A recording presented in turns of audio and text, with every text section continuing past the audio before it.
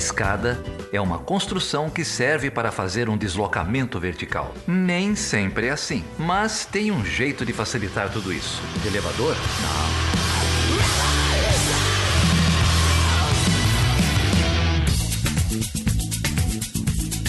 E aí, Maju, como que você tá? Eu tô bem, Felipe, e você? Você tá falando de onde? Tem muita gente que não sabe onde você tá. Eu estou falando de Berlim, na Alemanha. O que você tá fazendo aí? Conta pro povo. Eu sou mestranda, enfim, né? Eu já apareci algumas vezes aqui no podcast e tal, agora que tô aparecendo um pouquinho mais. Então eu vou falar um pouquinho quem sou eu, rapidinho. Eu sou mestranda na Universidade Livre de Berlim em estudos latino-americanos interdisciplinares, né? Então é um curso bem abrangente e bem interdisciplinar, que dialoga bastante com o RI. E aí eu me enfiei no projeto por causa do Geraldo, que eu fui aluna dele na graduação. E aí, ano passado, escrevi falando que queria ajudar como voluntária e tal, e cá estamos, entendeu? Aí eu fui promovida. E agora, de vez em quando, apareço nas gravações. A Maju é o núcleo nervoso desse podcast, assim, tudo passa por ela é o nevrálgico, né, assim, a participação da Maju. E que bom que você está aqui hoje para conversar com um pesquisador que a gente conhece há pouco tempo, mas a gente considera pacas, né? Tem muitos amigos em comum, que é o Elton Corbanesi. Ele é professor do Departamento de Sociologia e Ciência Política e do Programa de Pós-Graduação em Sociologia da Universidade Federal de Mato Grosso. E autor de um livro fresquinho, saiu recentemente, chamado Saúde Mental, Depressão e Capitalismo, que é um assunto, né, Elton, que tem pouca importância, né, para entender a sociedade contemporânea. Que bom que você está aqui, valeu, obrigado por aceitar o nosso convite. Olá, Felipe, Maju, ouvintes, muito obrigado pelo convite. Para mim é uma grande satisfação, prazer estar com vocês aqui e poder conversar um pouco sobre o tema.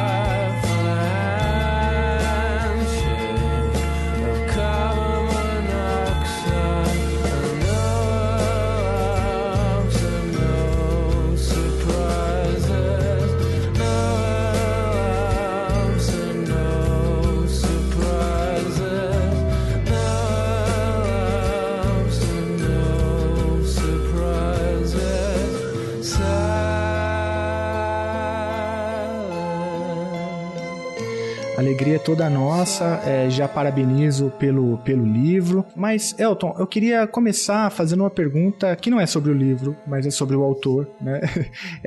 Que é só um pouco sobre a sua trajetória, né? Como que o tema da saúde mental entrou na sua pesquisa, como que alguém cai nesse tema? Conta pra gente um pouco sobre a sua trajetória, até pra gente entender também como que o livro se insere, né, nessa trajetória sua de pesquisa. Principalmente a partir das ciências sociais sociais, né? Porque, essa perspectiva de trazer as questões de saúde mental para as ciências sociais, para uma análise macro social do mundo que a gente vive, eu acho bastante interessante, mas que eu não vejo tanto, assim, nas ciências sociais de maneira geral. Então, eu também fiquei curiosa nesse sentido para entender como é que você chegou nesse tema.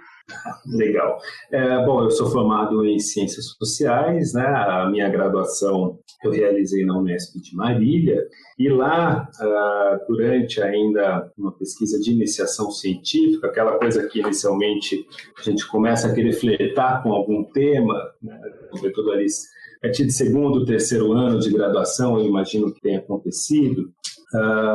Eu, em algum momento, me intriguei, não sei como que a ideia de fato apareceu, com relação à questão da loucura de maneira geral, né? Então, e de que forma poderia, né, se compreender, sem formular a questão nesses termos propriamente, mas como que seria percebida socialmente a loucura, já que normalmente a doença mental, ela, pelo menos aparecia para a gente até mais recentemente como um problema circunscrito à questão médica, né? Há uma questão também da psiquiatria. E aí, com essa curiosidade, que foi no fim das contas o que apareceu, eu fui tomar contato com alguns textos clássicos sobre o assunto, né?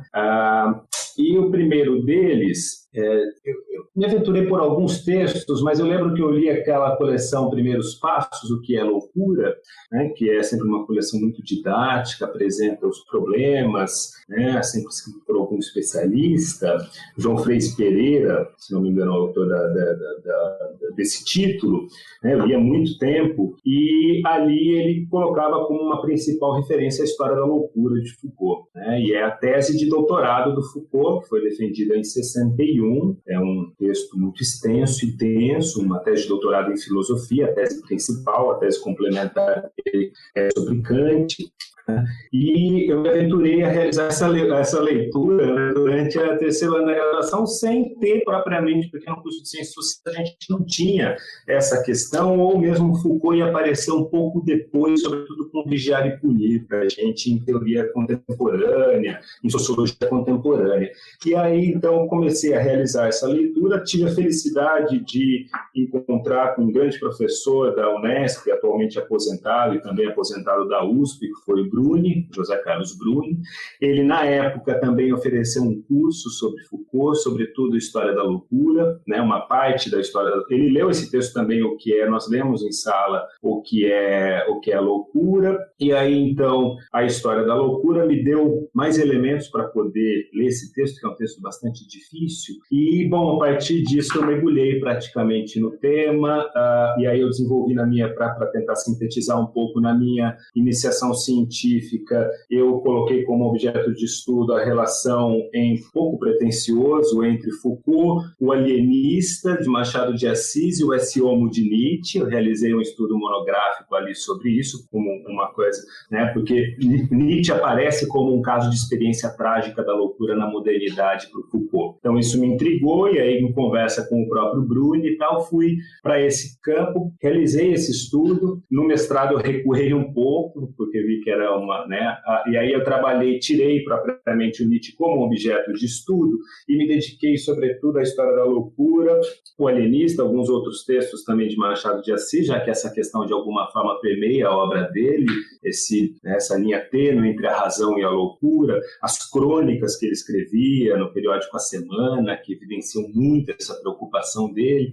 Enfim, no mestrado eu realizei esse trabalho mais no campo, vamos dizer assim, da sociologia da cultura, com os textos de Machado de Assis, para ver de que forma que esse nosso autor, grande autor, estava percebendo a constituição do alienismo no Brasil, antecedendo em quase um século que viria a ser depois a antipsiquiatria na Europa e a luta antimanicomial no Brasil. Ele já tinha um grande ceticismo, né, e uma grande crítica em relação a isso, que a gente vê nesse texto clássico que é o Conto Alienista, mas em outros também. Isso daí foi meu mestrado, e o doutorado que eu realizei, tanto o mestrado como o doutorado, foi na Unicamp, e aí eu tive também a sorte de encontrar com um outro grande professor, que foi o professor Laimete Garcia dos Santos, que me orientou tanto no mestrado como no doutorado. Eu retirei daí, propriamente no doutorado, a questão da ficção e me debrucei sobre a literatura médica, propriamente a partir desse referencial que eu fui construindo, né, nesse período de formação. E aí, então, estudar documentos médicos, manuais, relatórios, etc., para aquela questão que tinha lá atrás sobre a loucura, de maneira mais genérica, aparecesse, então, com relação à depressão. Por que a depressão se constitui como um problema para a gente, né? Na cultura ocidental, em termos mais genéricos, assim. Aí, enfim, foi a curiosidade que moveu mesmo o assunto, mas é um assunto que permeia o cotidiano, então sempre tem muitos pontos de contato, né, em várias, diversas experiências. Então, basicamente, foi isso. Ótimo. Então, vou começar, depois, né, dessa trajetória, a gente entende um pouco melhor, né? E é muito interessante também como que você chegou na documentação médica. A gente pode até falar um pouco sobre isso, um cientista social lendo sobre documentação médica, como que foi um pouco essa imersão. Mas o texto, assim, e pelo que a gente consegue já identificar já logo nas primeiras páginas, né, ele parte um pouco, como você até mencionou agora, né, de como que a depressão ela surge, talvez, entre aspas, como uma epidemia nas sociedades ocidentais, né? E a pergunta que eu já queria, já de saída, caso ela faça sentido, é quando que surge, então, essa noção, né, de que a gente vive uma epidemia de depressão em sociedades ocidentais, né? Esse recorte do Ocidente é importante também, né? E se você puder também falar um pouco sobre isso. Então, são essas duas primeiras coisas que eu queria te ouvir, que eu acho que, se eu entendi bem, elas balizam o argumento, não é isso? Exatamente, Felipe. Primeiro, realmente é um desafio um sociólogo ler os documentos médicos, mas eu não vejo uma outra maneira de pensar o problema senão a partir da própria complexidade dele, que vai envolver mesmo estudos de diversas áreas para tentar compreender, né? A noção de epidemia, de depressão em particular, ela aparece por volta dos anos 1970, ganhando uma proeminência nos anos 1980, a partir do momento em que, de alguma forma, a depressão adquire um certo protagonismo entre os transtornos mentais e o sofrimento psíquico de maneira geral. Ela ganha uma certa autonomia também enquanto categoria, né, clínica. Antes ela estava muito associada a outras doenças mentais, né? E ela ganha uma autonomia, protagonismo, e essa ideia vai aparecer então, sobretudo nos anos 1970 e 80, a ideia de epidemia depressiva. E essa é uma questão que eu procuro abordar no livro, que eu tento abordar. Esse livro que resulta, né, já que eu falei agora há pouco também a respeito da minha formação, resulta propriamente da tese de doutorado, é uma adequação da tese de doutorado, procura de alguma maneira mostrar como há diversos fatores que interrelacionam para que a epidemia assuma também esse protagonismo, né? E para que a depressão assuma esse protagonismo. E um deles, o que converge, alguns deles, primeiro o desenvolvimento da psicofarmacologia, né? Esse é um fator importante. Um outro fator importante é a própria institucionalização dos direitos humanos, no pós-guerra, com a ONU, etc.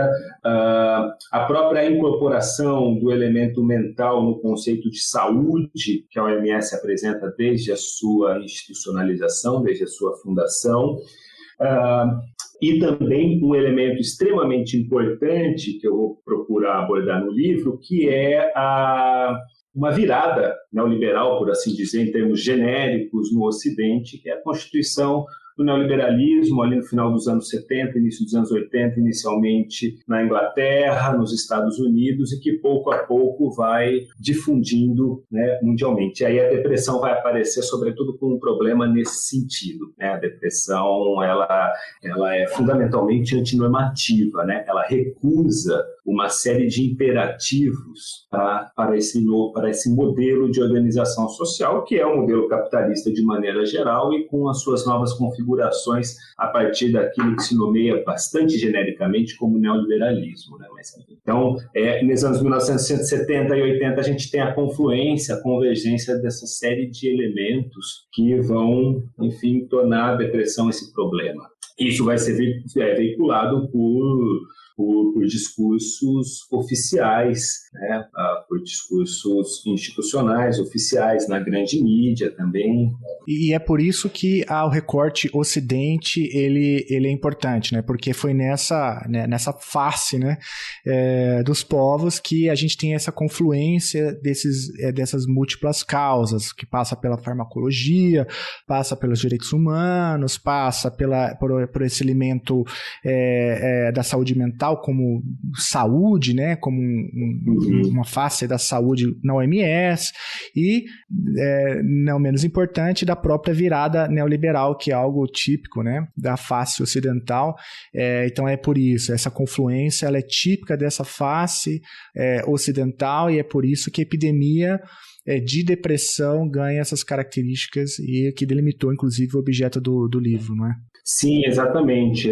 Se você me permite até uma pequena regressão histórica, se trata mesmo de pensar no imaginário da cultura ocidental, de maneira geral, né? E eu mencionei há pouco um texto clássico sobre o assunto, que é a História da Loucura, de Michel Foucault, que é a tese de doutorado dele. Lá ele vai trabalhar uma ideia central, que é a grande internação, quando surgem os hospitais gerais na França, isso vai se difundir por toda a Europa, e ali o que está em questão é, sobretudo, o enclausuramento de uma população bastante heterogênea de improdutivos, né? Então, é essa massa, século XVII, XVIII, está acontecendo ainda, né, às vésperas aí da institucionalização propriamente do capitalismo, mas nós já temos a ideia de uma nova sensibilidade social, um novo imaginário cultural que vai sacralizar o trabalho, né, a produtividade propriamente, ainda não aparece em termos de acumulação de capital, mas vai se constituindo como aquilo que Max Weber, um grande sociólogo alemão, vai dizer em termos de formação cultural do capitalismo. E ali o problema propriamente na grande internação, abordada por Foucault, é toda sorte de população que de alguma forma se contrapõe à ordem social do ponto de vista, sobretudo, do ponto de vista religioso, do ponto de vista sexual, mas também do ponto de vista da ordem econômica, da ordem social. Então, toda uma massa improdutiva. Isso constitui, de alguma forma, um imaginário cultural, né? Uma sensibilidade social. Essa sensibilidade que, de alguma forma, a gente percebe contemporaneamente, por exemplo, em relação à depressão. Por isso, apesar de a OMS designar sempre como uma epidemia, né, ou como uma pandemia, nesse sentido, por definição, ela é global, né, mas é algo que concerne, sobretudo, a cultura ocidental, né, até porque os manuais que orientam provêm, né, são aqui formulados. E, Elton, nesse mesmo sentido que você está falando, eu ia sugerir para também fazer uma outra regressão, porque eu acho que, às vezes, quando a gente fala de neoliberalismo, é uma coisa muito... Parece um guarda-chuva gigante que, muitas vezes, nas ciências sociais, se ouve muito, o neoliberalismo isso, o neoliberalismo aquilo, sendo que, talvez, para ouvinte, o neoliberalismo ele é associado, primeiramente, com uma doutrina econômica, né? Com privatização, austeridade fiscal, então eu ia pedir para você dar um passo atrás assim, e também responder por que a gente ainda tem que falar de neoliberalismo, né? Porque quando a gente fala de ascensão do neoliberalismo ali no final da década de 70, década de 80 e tal, você tem o Reagan, você tem a Thatcher, enfim... Por que é importante ainda, e não só pensando do Brasil, né? Porque, de fato, para o Brasil faz muito sentido falar de neoliberalismo quando você tem o Paulo Guedes ali preso na escola de Chicago na década de 70.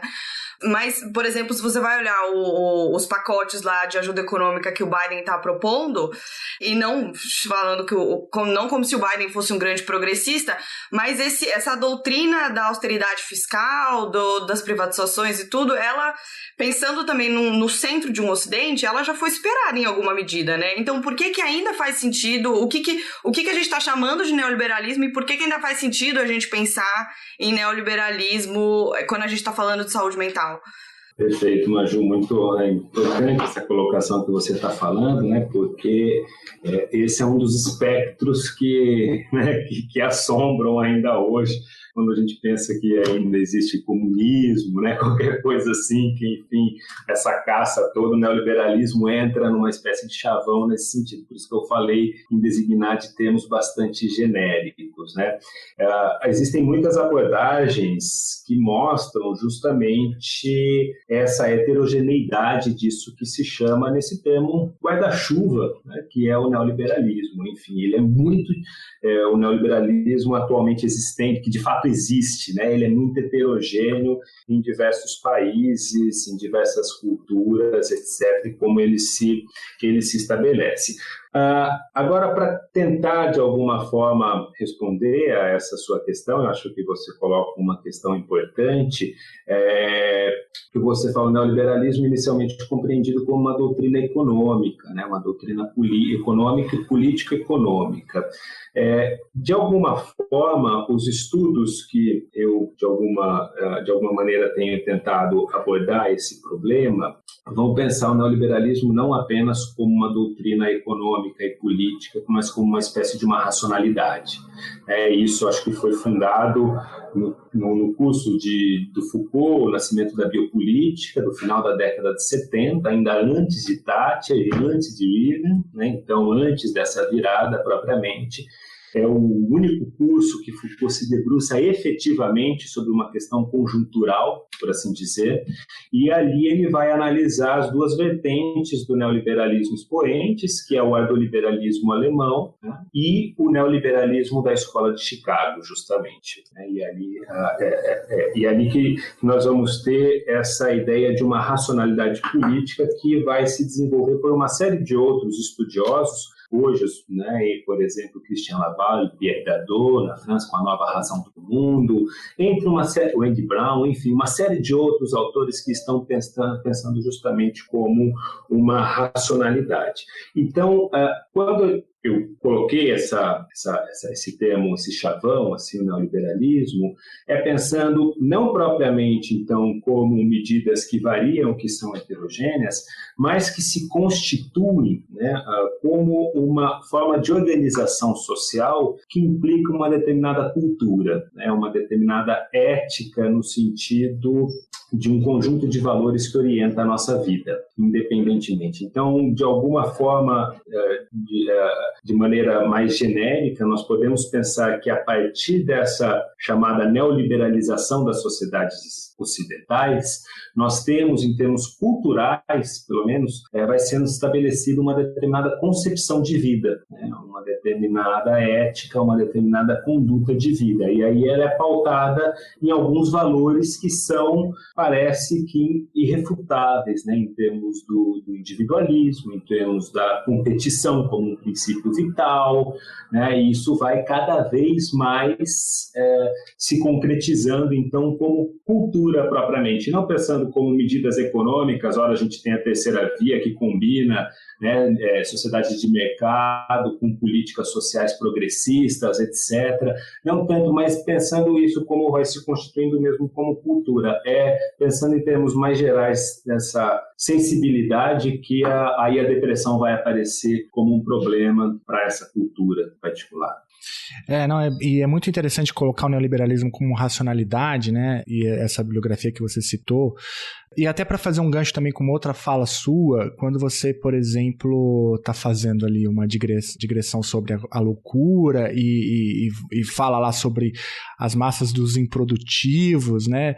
Traz o elemento desse imaginário social, da sacralização do trabalho, se eu não me engano foi esse o termo que você usou. Ou seja, a ideia da produtividade como um elemento norteador, né? E a palavra está aqui propositalmente, né?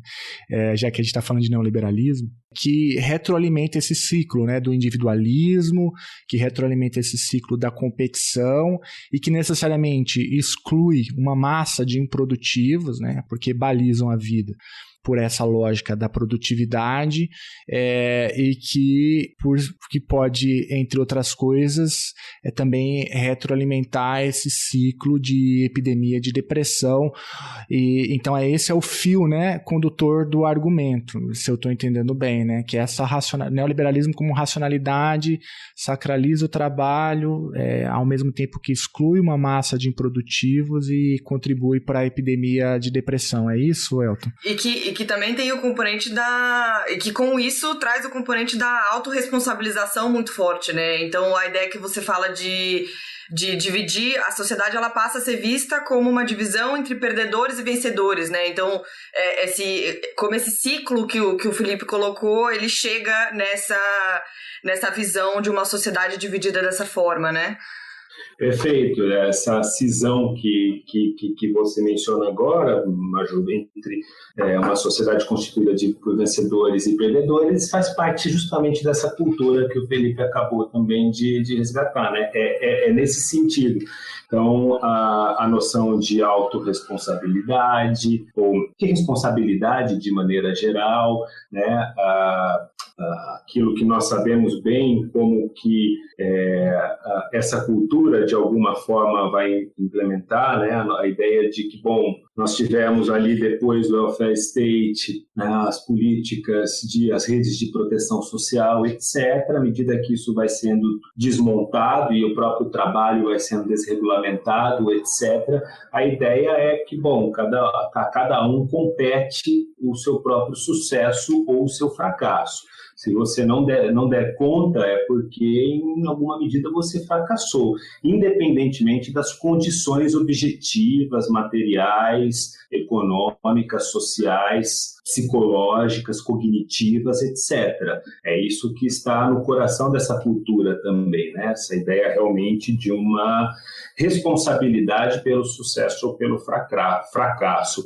A própria noção de autorrealização, que eu acho que está no coração desse imaginário da nossa cultura ocidental, pensado em termos, né, genéricos assim, ela traz explicitamente isso, né? A autorrealização. Você é responsável pela realização. Se não houver autorrealização, o problema é seu, né, no fim das contas. E aí eu acho que isso faz com que a gente possa problematizar a saúde mental de uma perspectiva um pouco mais estrutural, né? De pensar, quer dizer, então, por um lado, nós temos uma responsabilidade pelo sucesso, etc. A gente precisa administrar a nossa própria saúde mental, quase que a não administração disso pode soar também como um fracasso, né? Ainda que, hoje em dia, cada vez mais a gente tenha um discurso que tenda a desestigmatizar, e isso é um dos efeitos positivos, né, benéficos do ponto de vista da constituição do campo, do conceito da saúde mental, tende a desestigmatizar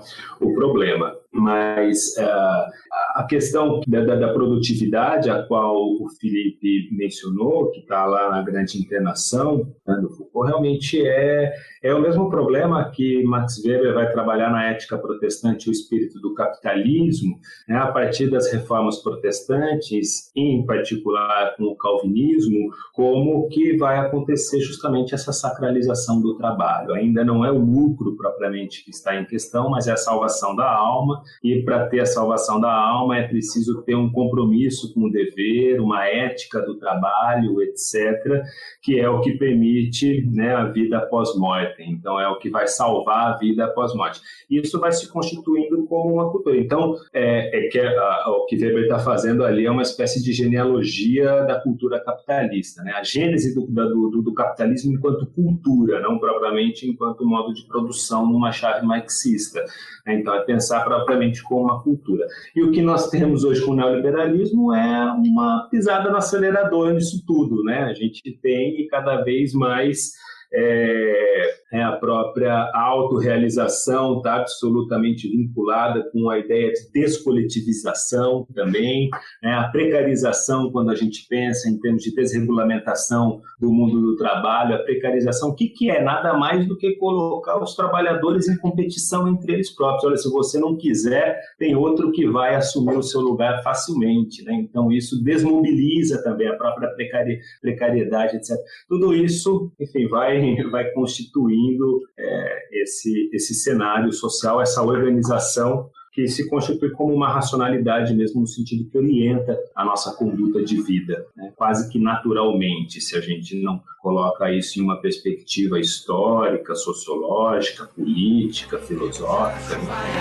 Somos humanos ou máquinas, animais ou máquinas, somos humanos ou máquinas, não vivemos a chuva, somos humanos ou máquinas, animais ou máquinas, tomen tus manos tu corazón, se va a abrir como una flor rasgou a rua, desafiando a ideia cinza do ódio, uma flor minha e sua, florescendo, trouxe vida à rua, se va a abrir como una flor e me própria luz, se própria flor e me própria luz, se própria flor e me própria luz, se própria flor e me própria luz, se va a abrir como una flor. Eu li o artigo que você publicou, o Transtornos Depressivos e Capitalismo Contemporâneo, e que eu acho que o argumento maior que você desenvolve no artigo é um argumento muito interessante e muito diferente, eu acho, para pensar depressão, neoliberalismo e capitalismo, assim, porque se vê muito, e enfim, eu acho que com o que a gente conversou até aqui, também fica bastante claro que existe uma correlação entre neoliberalismo e aumento de transtornos depressivos, não só depressivos, né, mas enfim, de um aumento, um foco maior em questões de saúde mental por N motivos, né.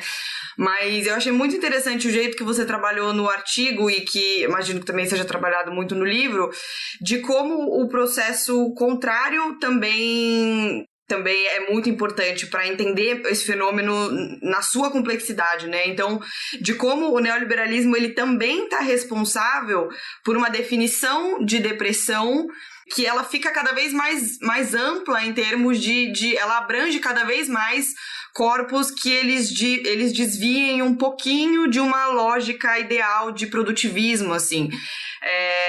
Então, nesse raciocínio eu achei muito interessante, né? Não só de como o aumento da lógica produtivista implica em aumento de casos de depressão, mas como esse aumento dessa lógica e como essa disseminação do neoliberalismo como cultura também implica num diagnóstico cada vez mais flexível de depressão, né? Então, me chamou muita atenção a questão do luto, né? Que enfim, nos manuais de diagnóstico psiquiátrico, os efeitos possíveis de lidar com o luto, a tristeza, todos os efeitos disso, eles têm meio que eles passam a ter um prazo para serem toleráveis, assim, né? Enfim, se você puder falar um pouco mais dessa questão, eu achei muito interessante, enfim, é muito brutal, né? Mas é muito interessante. Acho que você toca uma série de questões, né, nessa relação, e uma coisa que vale a pena sublinhar, também pensando no ouvinte, enfim, no que esperar do próprio livro, né, em momento algum eu procuro estabelecer uma relação de causalidade entre neoliberalismo e sofrimento psíquico e depressão. Né? Eu acho que é uma tese bastante plausível, há uma série de trabalhos que indicam esse caminho, eu acho que ele é perfeitamente sustentável, mas eu quis colocar um outro problema, no fim das contas, que é mais ou menos isso que você entendeu bem, né, que como que nós temos a própria ideia de epidemia depressiva, ela se apresenta como uma ideia, no fim das contas, e ela talvez não seja tão efetiva quanto se divulgue, né? A saber, mas por quê? Porque há um desenvolvimento convergente da nosologia psiquiátrica, da classificação psiquiátrica em relação aos transtornos, que tende, de fato, a afrouxar cada vez mais o que se entende por sofrimento psíquico. Basta a gente pensar historicamente na multiplicação de categorias ao longo das 5 edições dos Manuais Diagnósticos e Estatísticos de Transtornos Mentais da Associação Psiquiátrica Americana, o famoso DSM, né? DSM primeiro é de 1952, o segundo de 68, o terceiro de 80, o quarto de 94, revisado em 2000, o quinto de 2013. E há uma proliferação imensa no número de categorias propriamente. E aí eu procurei me debruçar, em particular, sobre a depressão ao longo desses manuais mesmo. E o que a gente vê, né, é que essa epidemia depressiva ela não é totalmente de uma categoria típico ideal de depressão, que é aquela do transtorno depressivo maior. Eu até uso um testemunho literário no livro para evidenciar de alguma forma isso, que é o texto de William Stein, um grande escritor estadunidense, que vai para Paris para receber um grande prêmio de literatura e lá desencadeia, então, uma depressão extremamente profunda. E aí ele vai narrar, ele se vale, enfim, do ofício dele como escritor e consegue, partindo da premissa de que o sofrimento é indescritível, ele descreve, porque realmente é muito difícil descrever o sofrimento, mas enquanto escritor ele consegue apresentar esse testemunho. A gente pode pensar como uma espécie de tipo ideal, né? Como da depressão, assim, aquela que radicaliza todos os traços e a gente entende que funciona. Eu penso que não é essa epidemia que nós vivemos. O que a gente vive são de uma captura de estados cada vez mais tênues de sofrimento, mais cotidianos. Então, se há qualquer desvio, cada vez mais o indivíduo é instado a retornar de uma forma ou de outra, com algum recurso. Normalmente, ele é por via de medicação, né, muitas vezes. O luto, eu acho que você mencionou, o luto é um exemplo bastante claro em relação a isso. Se no DSM-4, cuja vigência foi de 94 até 2013, ele foi revisto em 2000, o luto considerado normal tinha uma duração de até 2 meses, o que era considerado luto normal, o luto normal é reduzido na categoria do DSM-5, a partir de 2013, para 2 semanas, de 2 meses para 2 semanas. Então, entra como um critério diagnóstico é um exemplo muito claro de que assim, você tem cada vez menos tolerância para lidar com qualquer desvio, menor que seja, propriamente, né? E a partir do momento que você nomeia isso como patológico, né, o que diz o teorema lá da Escola de Chicago do interacionismo simbólico, se o homem define uma situação como real, ela é real em suas consequências, o teorema de William Isaac Thomas.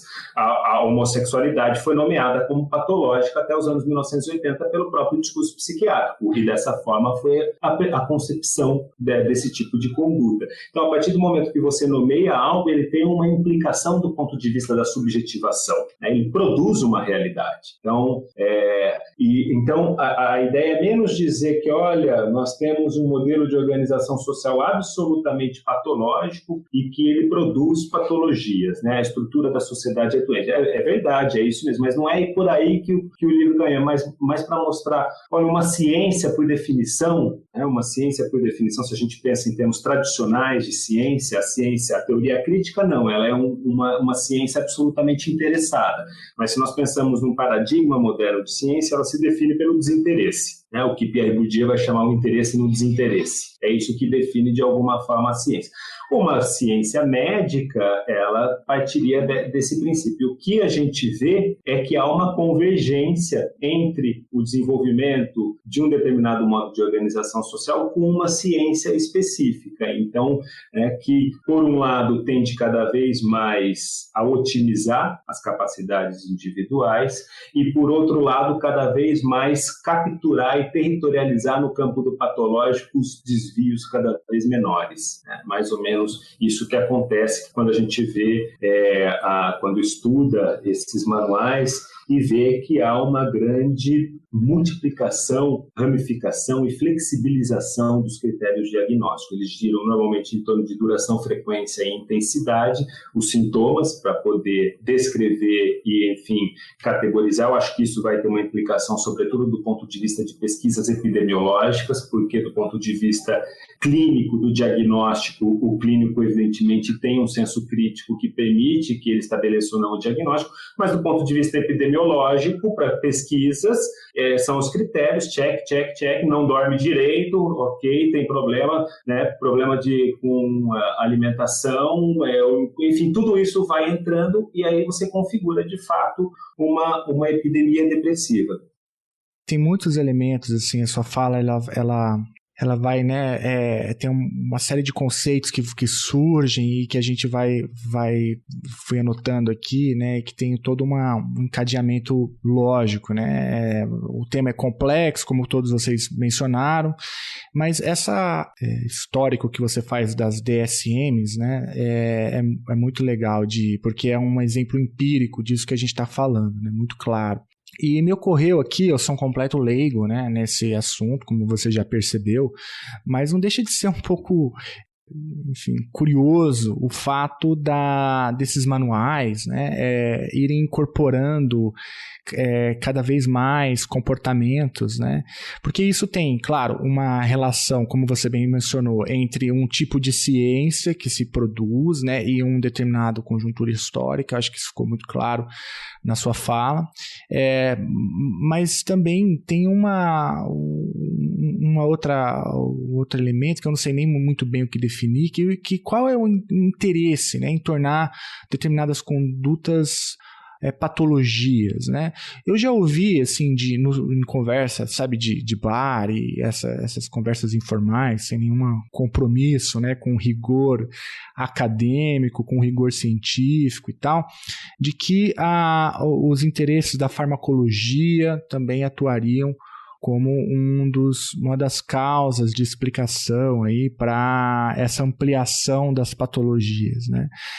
A gente já também percebe na tua fala que a depressão é um fenômeno estrutural, então tem inúmeros outros elementos, né, que compõem, por exemplo, entre outras coisas, essa ampliação da depressão nas DSMs. Mas esse elemento da farmacologia faz algum sentido? Porque eu fico pensando um pouco na lógica de produção científica por trás desse manual, né? Tem pesquisa, ela é financiada por quem? Qual que é o interesse, né? E cada vez mais categorizando, especificando.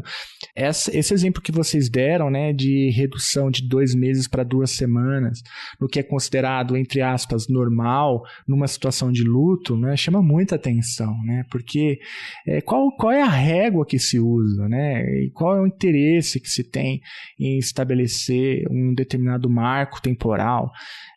Eu não sei se eu me fiz claro, Elton, mas foi um pouco essa inquietação que a sua última fala despertou em mim.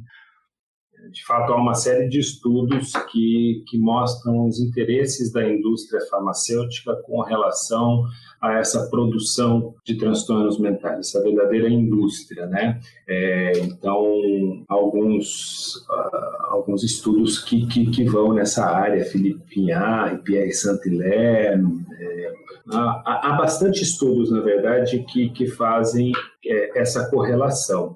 Inclusive, normalmente tem uma lógica nos próprios manuais que esses manuais, né, eles são material muito extenso e os anexos deles, os apêndices que figuram ali no final do livro, normalmente tem as categorias para estudos adicionais.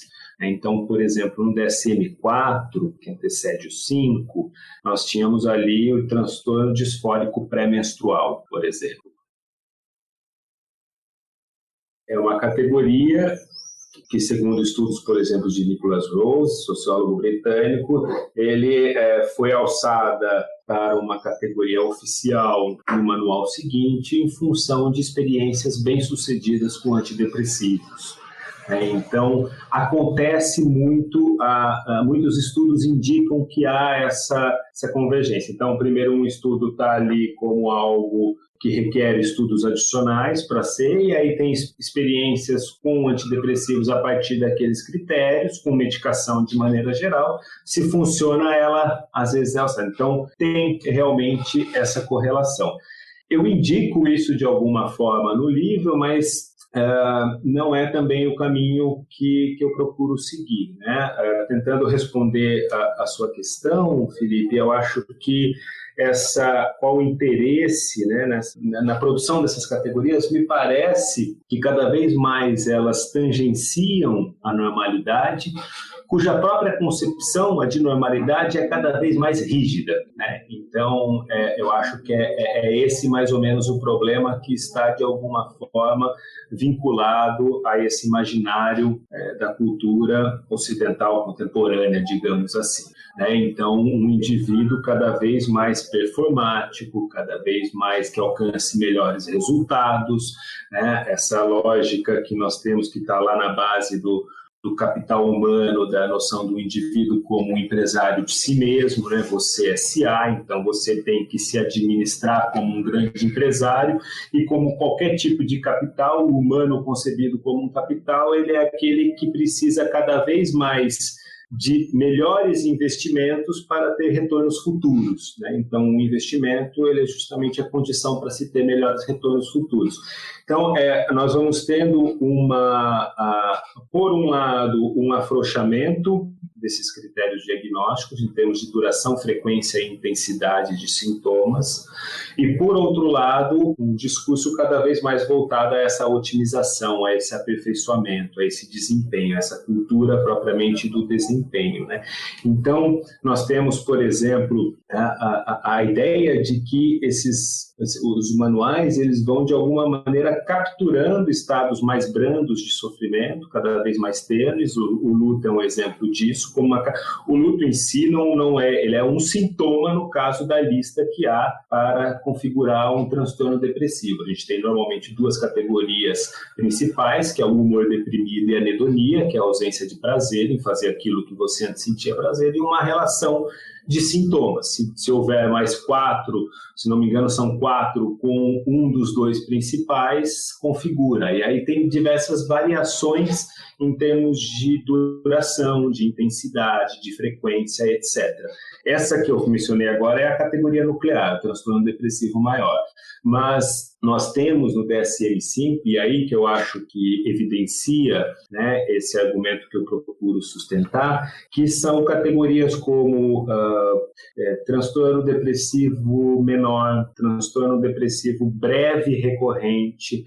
Tem um que é transtorno depressivo com sintomas insuficientes, né? Um tipo de categoria que evidencia essa. Então, é como se nós tivéssemos, de maneira convergente, né, uma ciência que se definiria, a princípio, pelo desinteresse, caminhando de maneira convergente com o cosmos econômico, cultural, político, econômico.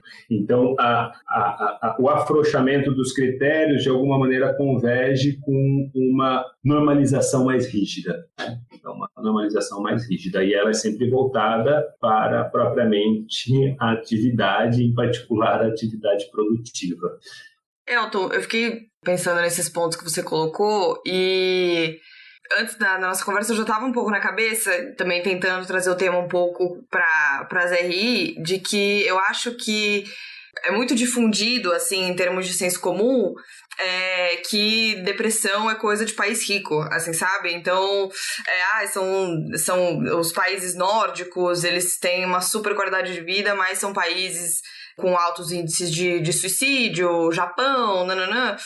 Primeiro que, enfim, eu acho importante também apontar que essa causalidade, esse dado mesmo concreto, ele não procede, né? Então, mesmo o Brasil é um dos países em que já tem índices altíssimos de depressão e tudo, mas eu queria te perguntar, e aí talvez no âmbito mais da especulação, assim, eu queria saber a sua opinião, se você acha que talvez essa percepção tem a ver também por, primeiro, quando a gente está falando de sei lá, países nórdicos, países europeus de forma geral, ou Japão, enfim, a gente também está falando de centros não ocidentais, né, se você for pensar no caso do Japão, mas enfim, que e muitas vezes a gente coloca nessa mesma categoria de ocidente, mas grandes centros do capitalismo global, em que essas dinâmicas mais comportamentais, assim, do liberalismo, elas estão mais imbuídas, assim, sabe? Esse ponto que você colocou agora de que a linha da normatividade ela vai subindo cada vez mais, né, por diagnósticos cada vez mais flexíveis de depressão, assim. Então eu queria saber se talvez essa percepção que a gente tenha, ela talvez esteja ligada com isso, ou eu não sei, como é que você vê essa distribuição no mapa mundi dos transtornos mentais, da depressão? Porque é isso, se for pegar em termos práticos, você também tem índice super alto de depressão, inclusive em países em que o capitalismo ele é muito periférico, ele é muito precarizado. Essas dinâmicas de trabalho informal, por exemplo, essa coisa do seu próprio empreendedor, da uberização do trabalho e tal, são países em que essas dinâmicas estão muito mais presentes, mas ainda se tem uma percepção de que isso ainda é uma coisa não restrita, mas é mais presente na realidade dos países mais ricos, assim. Eu queria entender como você vê isso. Eu entendo que por muito tempo sempre teve esse tipo de rótulo de que a depressão, os sofrimentos, enfim, era um problema de rico, qualquer coisa assim, né? As próprias terapias, por exemplo, mais elitizadas como a psicanálise, qualquer coisa assim, que precisaria ser uma pessoa instruída, rica, enfim, tem inclusive um acrônimo para isso, que não me ocorre agora, né? Mas então tem muito disso. Agora, nós temos em nível mundial, né, eu acho que a OMS faz esse papel, que e está na base mesmo do conceito de saúde mental, que é de desestigmatizar o problema, né, de tornar realmente a saúde mental como um problema de saúde física, assim como a pessoa tem diabetes, tem um problema cardíaco, etc., ela tem um problema de saúde mental. Isso vai totalmente de encontro ao que se tinha antes em termos de estigmatização, sobretudo quando o modelo de tratamento era centrado no hospital, né, no hospital psiquiátrico, no manicômio, etc.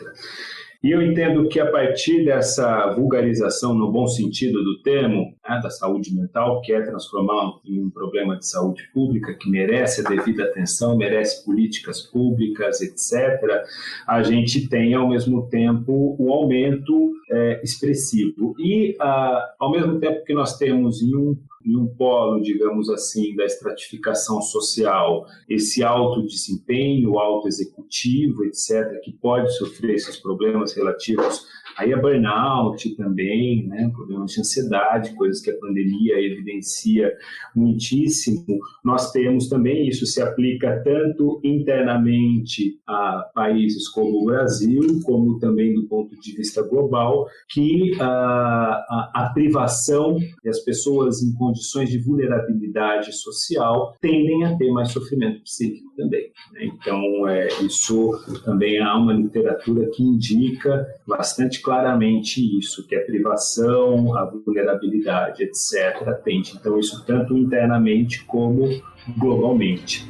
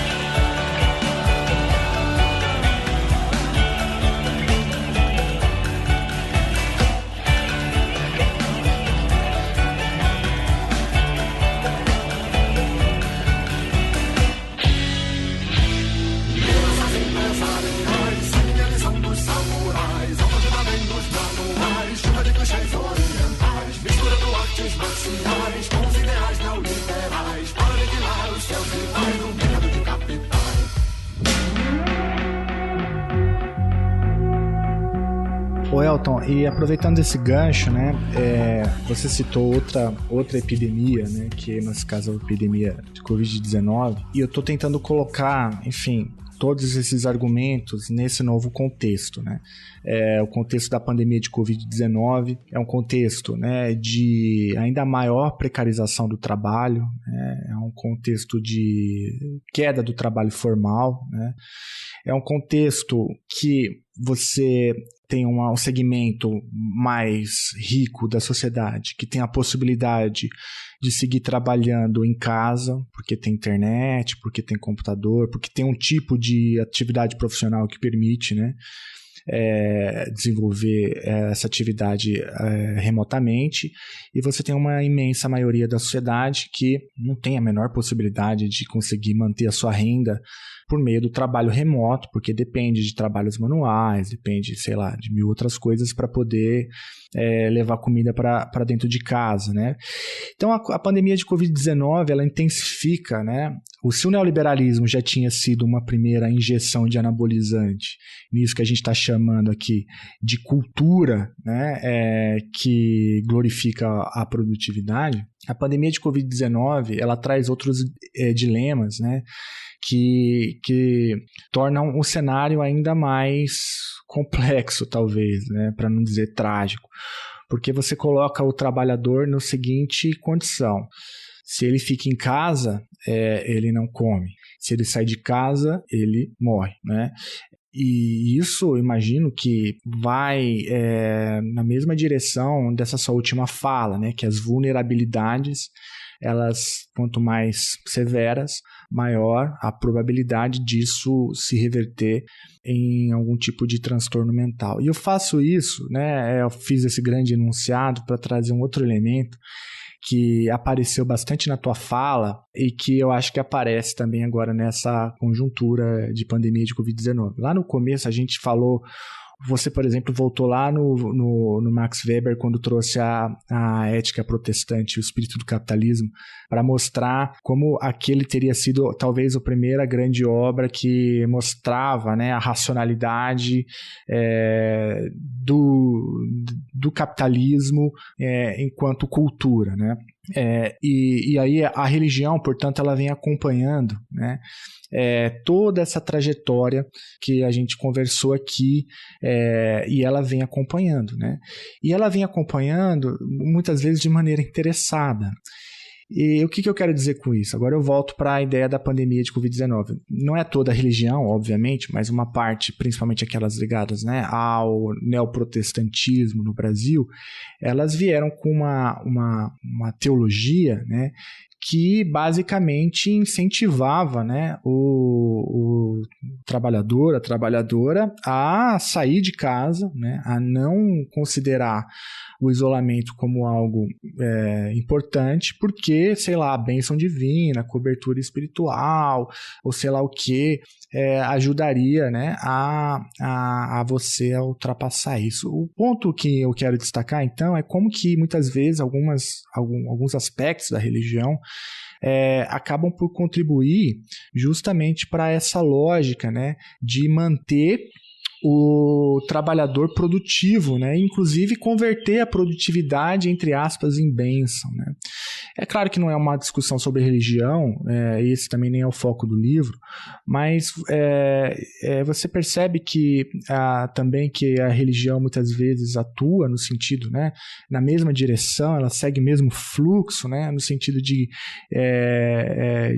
individualizar a questão, né, de buscar, né, ao seu modo, por meio da teologia, sacralizar a produtividade.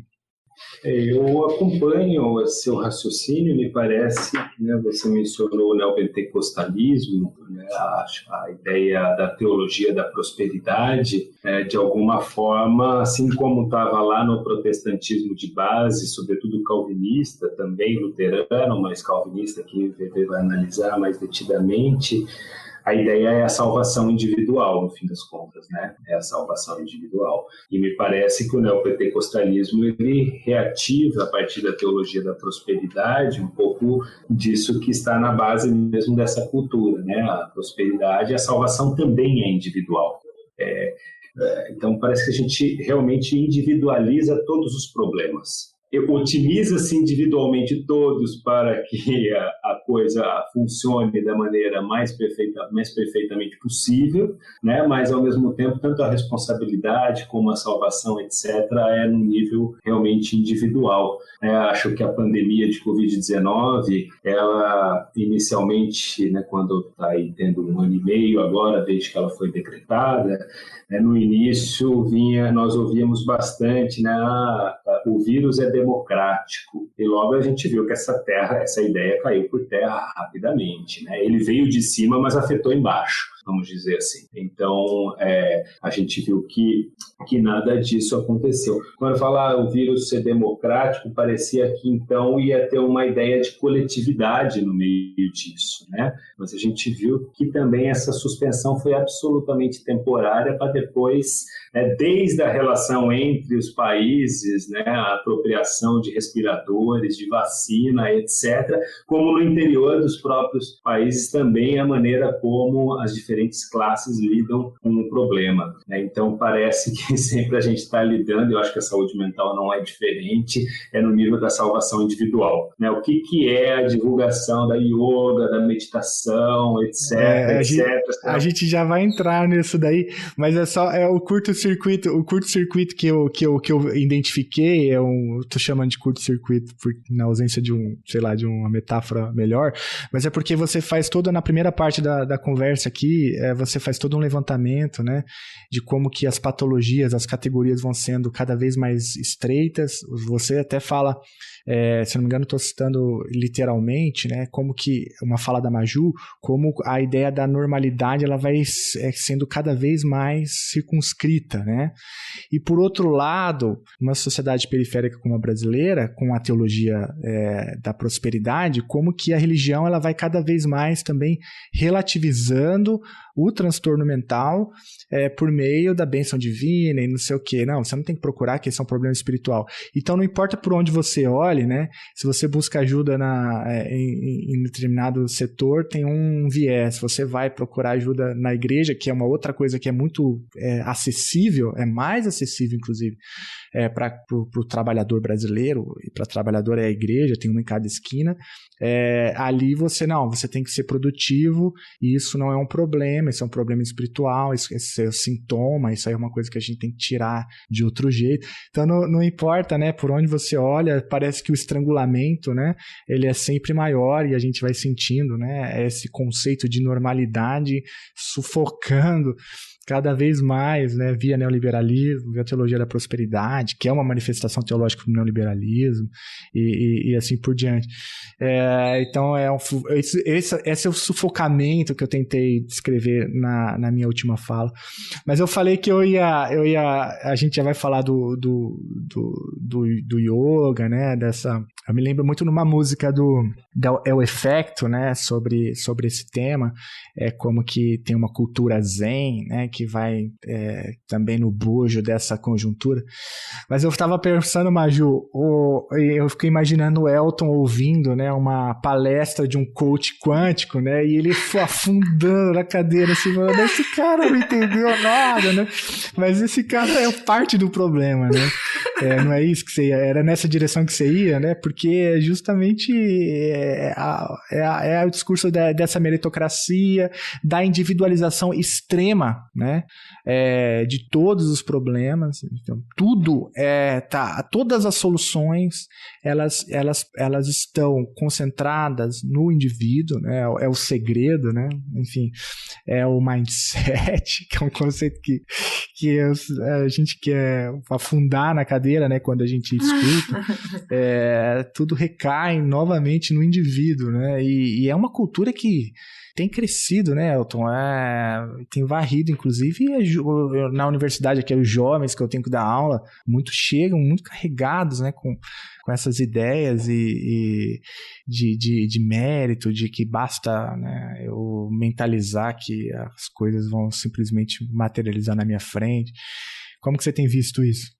Enfim, acho que isso é um discurso que às vezes até institucionalmente a gente ouve, né, com relação mesmo agora Estamos aí no Setembro Amarelo, quando enfrenta o problema do suicídio, muitas vezes se diz, olha, é uma questão espiritual, precisa reencontrar com Deus, etc. E em nível institucional, a gente fala, não, mas como assim, né? Existem inúmeros outros fatores que Durkheim, lá no nascimento da sociologia, estava falando que não é um problema de natureza psicológica, é um fato social, né? Então, que, enfim, deve ser abordado de outras perspectivas, tal como a depressão é um problema absolutamente complexo, a gente não pode atribuir uma única causalidade biológica, psicológica ou social. A complexidade é intrínseca ao problema, né? Então, é problema biopsicossocial, etc.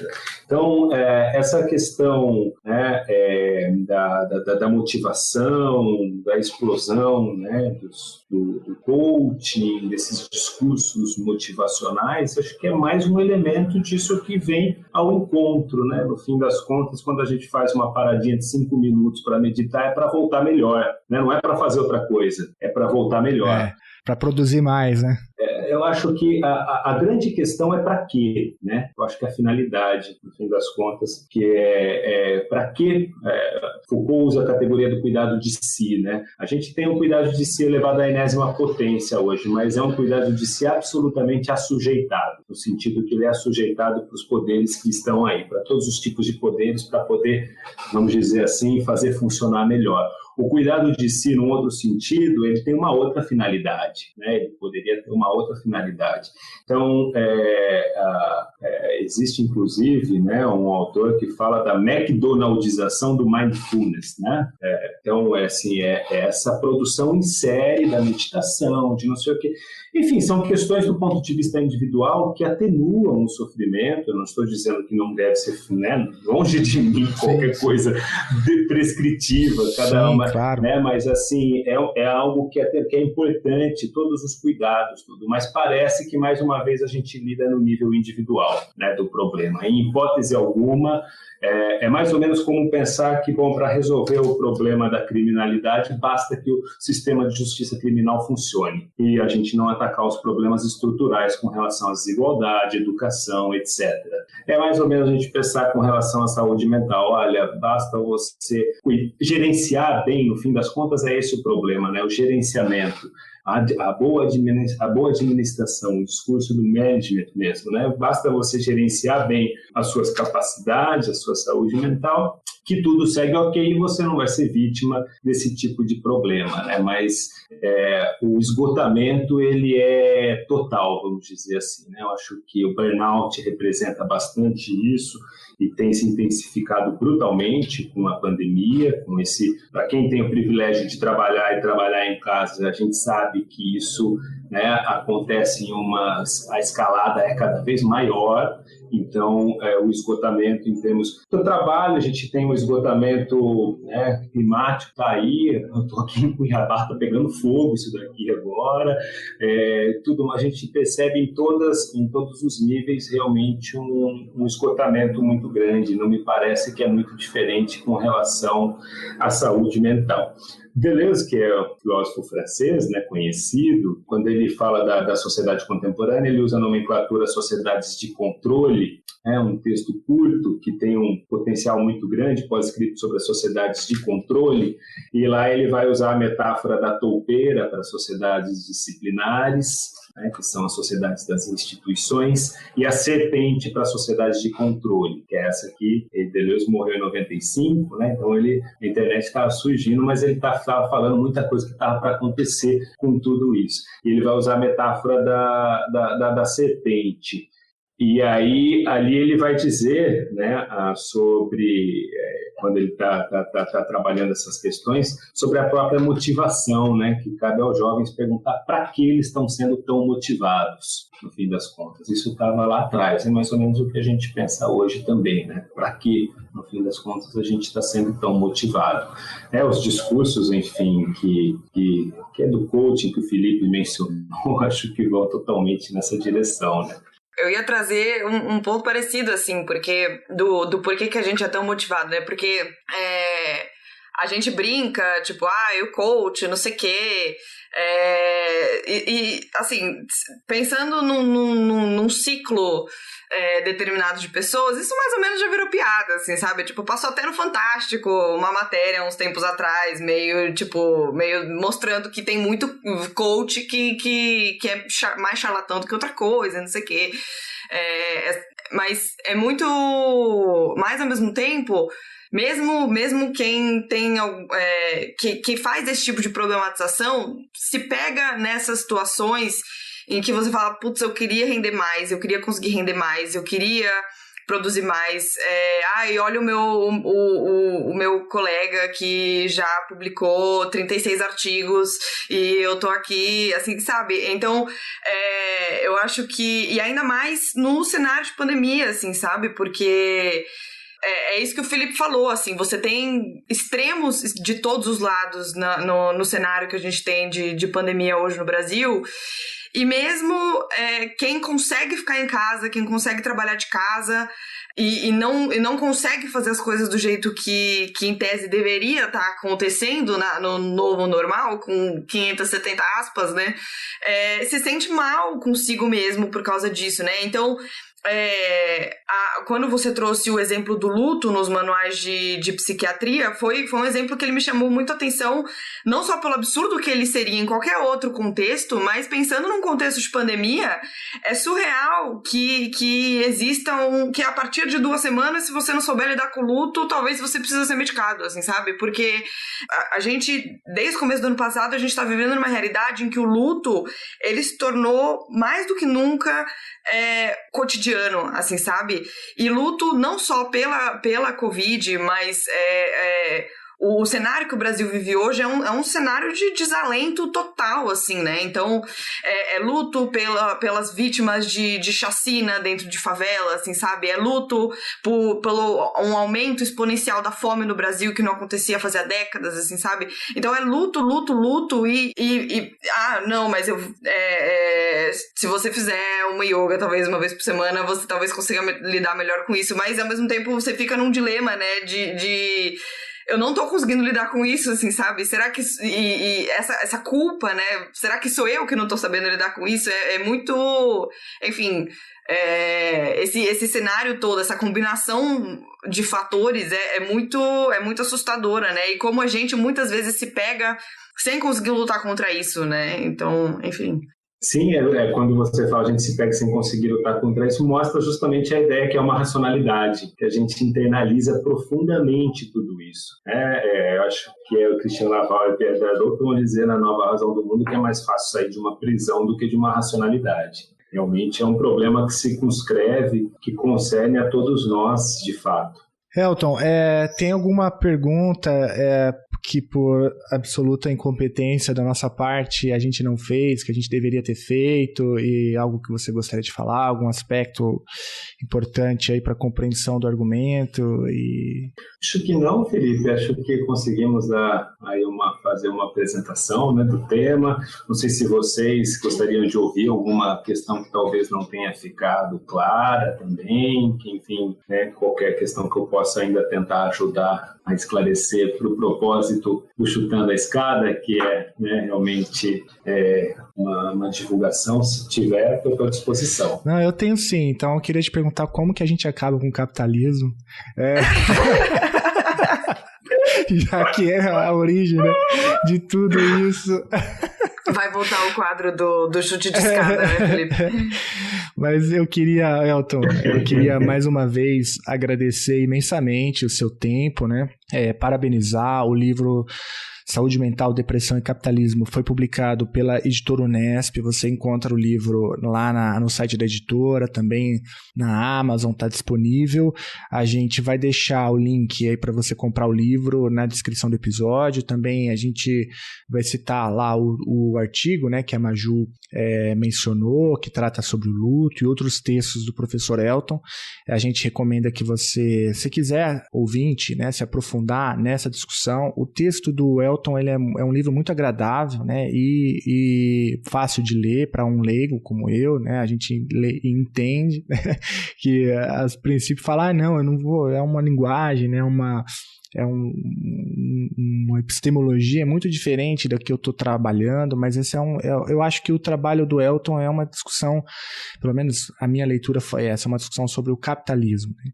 E uma discussão sobre como a saúde mental ela é um componente importante para a gente entender as estruturas, né, que estão operantes, atuantes, né, e que organizam não só as culturas, né, como a gente mencionou aqui muitas vezes nessa conversa, mas até mesmo o modo de produção, né? E a gente não abordou, mas o livro tem um capítulo todo dedicado a essa que a gente falou, né, da história da loucura, um sobre os paradigmas da psiquiatria, né? Tem o capítulo 3, que é a epidemia de depressão como problema da biopolítica da saúde mental, e depois as considerações. Então a gente vai deixar aí, eu recomendo que vocês comprem o livro, sigam o professor Elton, né, como que ele escreve. E, professor, eu queria mais uma vez te agradecer muito, né, pelo seu tempo e, como eu sempre digo, né, é muito legal quando a gente se depara com materiais como o seu, porque tem pesquisa, né, tem uma trajetória. Eu vi que até no prefácio do livro você agradece ao CNPq, né? Ou seja, teve financiamento público, então é bem legal quando a gente vê trabalhos de altíssima qualidade, com essa robustez, né?